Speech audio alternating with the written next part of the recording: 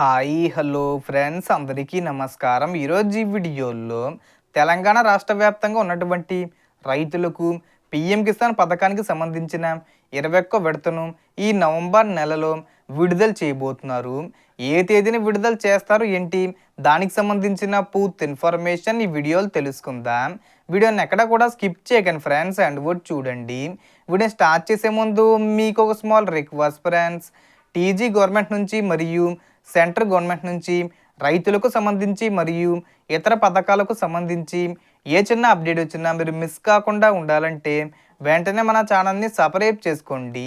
And subscribe చేసుకున్న వాళ్ళందరూ కూడా సబ్స్క్రైబ్ బటన్ పక్కన ఉన్న గంట సింబల్లో ఆల్ అని పెట్టుకోవడం మర్చిపోకండి ఫ్రెండ్స్. ఇలా పెట్టుకోవడం వల్ల నేను పెట్టే ప్రతి ఒక్క వీడియో మీరు నోటిఫికేషన్ రూపంలో పొందగలరు. అండ్ వీడియో మీద నచ్చితే లైక్ చేయండి ఫ్రెండ్స్. సో ఏమాత్రం లేట్ చేయకుండా వీడియోకి వెళ్ళిపోద్దాం.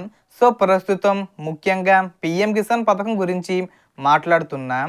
ప్రభుత్వం ఈ 21వ విడత ఈ నవంబర్ నెలలో 15వ తేదీ వచ్చేలోపు ఈ పథకం డబ్బులు వేసే అవకాశం ఉంది. మంత్రివర్గం కూడా దీనిపై నిర్ణయం తీసుకుంది. కనుక ప్రభుత్వం రైతులను సంతోషపరచాలని ఇది చెప్పవచ్చు.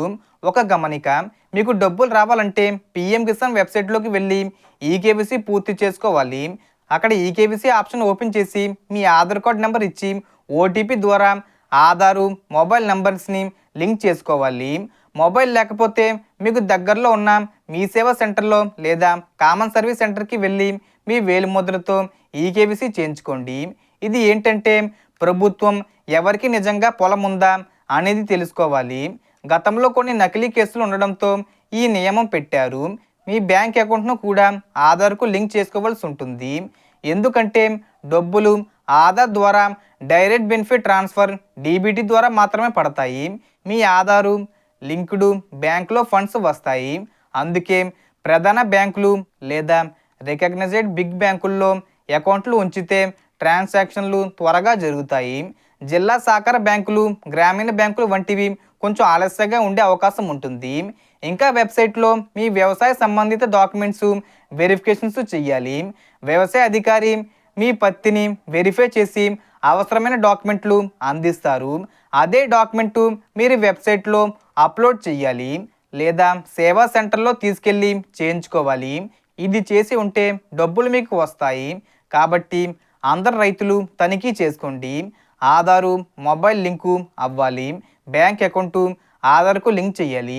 అవసరమైతే మీ కుటుంబంలోని చదివిన వ్యక్తులను లేదా సమీప సేవా కేంద్రాలను అడిగి పూర్తి చేయించుకోండి.